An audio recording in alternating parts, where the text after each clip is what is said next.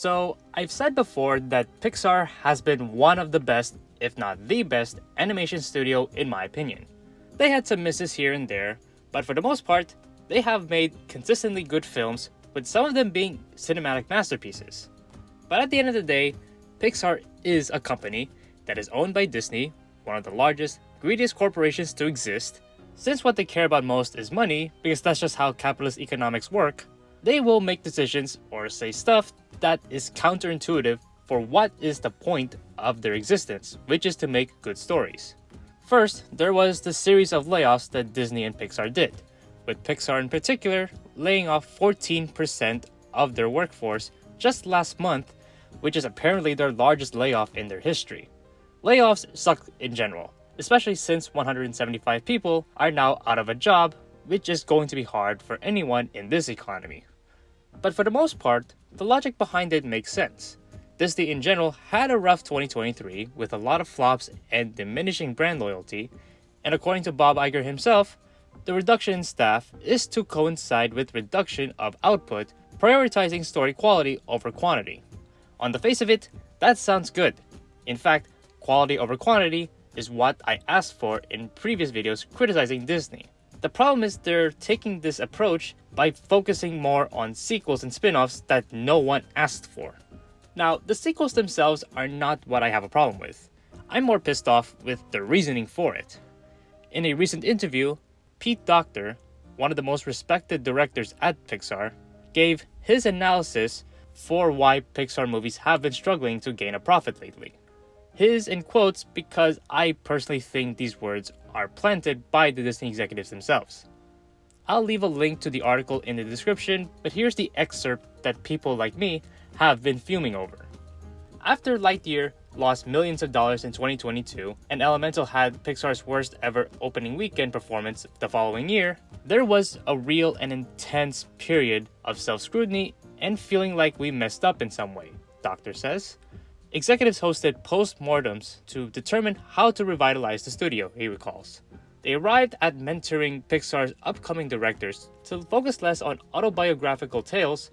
Luca had been inspired by its director's childhood in Italy, Turning Red by its director's relationship with her mother, and Elemental, which did gain some momentum overseas and online, by its director's immigrant family.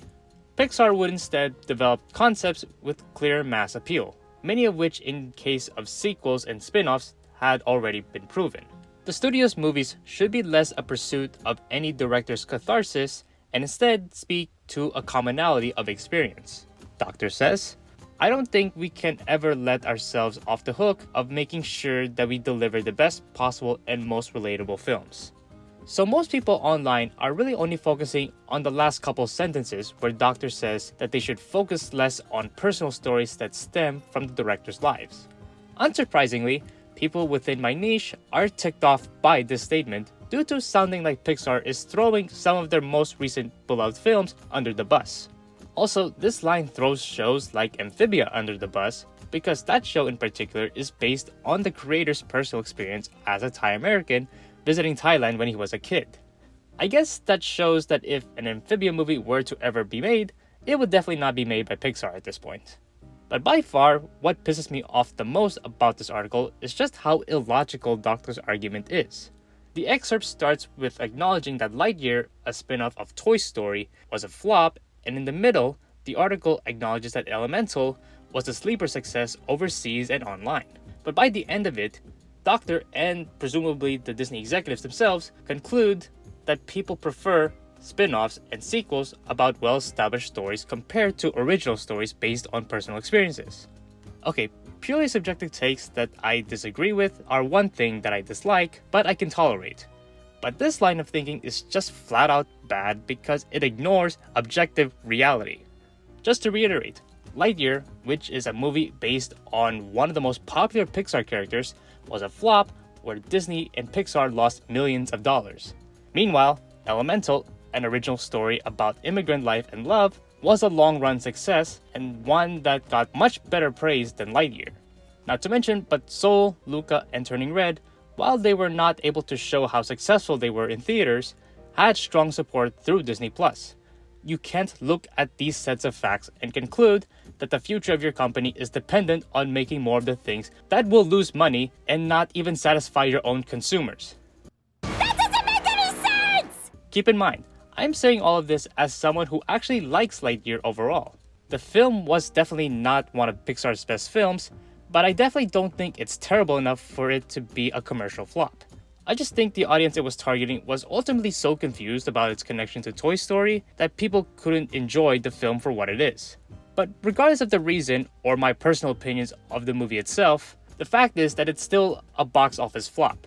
The last thing Pixar should be doing is recreating a failure, and yet that is exactly what Pete Docter, or more realistically Disney, is hinting at. Now, I'm not saying that Pixar sequels and spin-offs moving forward will be flops and the studio will go under because of them. Odds are, these future movies will be at least decent, and as long as there is no confusion as to how it connects to the original IP, Pixar sequels and spin-offs would likely be box office successes, just like their sequels in the 2010s. But this renewed push for sequels should not mean disregarding their future original films. Original films about personal stories can be excellent, as we have seen with Soul, Luca, Turning Red, and Elemental, but it needs to be given the chance to actually do well on the big screen, and sadly, due to the pandemic, Disney's mistreatment, and lack of marketing for these films, they were just not given that opportunity. Now, their perceived failure is being blamed on how they seem to only appeal to a niche audience due to them being personal, or dare I say woke, because these films feature minorities. Clearly, the executives at Disney are panicking, and they're looking for an easy way out and an easy scapegoat to blame for their pitfalls. Unfortunately, because they are a business at the end of the day, they likely just looked at the data like sales figures, revenue, and the timing of it all, which led them to blaming their struggles on the wrong scapegoat. As someone who spent years looking at statistics and drawing conclusions from them, I can understand why they think this is the best move for them, but in the world of storytelling, data and statistics do not dictate whether a story will be a success among audiences. I mean, where's the data that suggested that Ratatouille, WALL-E, or Up will be box office successes when they were being made? Storytelling is not a numbers game. It's art, and art is made with risk in mind. The recent original movies from Pixar were also made with risk. Hell, even sequels and spin-offs come with risk. The reason why I like Pixar movies is because they almost always took risks in making these films. But now that their movies are failing to meet financial expectations, Disney is afraid to let them take those risks. Hence why they are falling back on sequels, which are more safe, even though I'd argue they'd still come with risk. Now, as much as I rant about Pixar and Disney's push for more sequels at the cost of less original films, I'll still give their upcoming sequel movies like Inside Out 2 and Moana 2 a chance. When Frozen 3 and Toy Story 5 comes out, I'll probably give them a chance as well. But I'll also be giving original films like Elio a chance when it comes next year. And I hope Disney and Pixar do as well. Okay, I finally got that out of my system.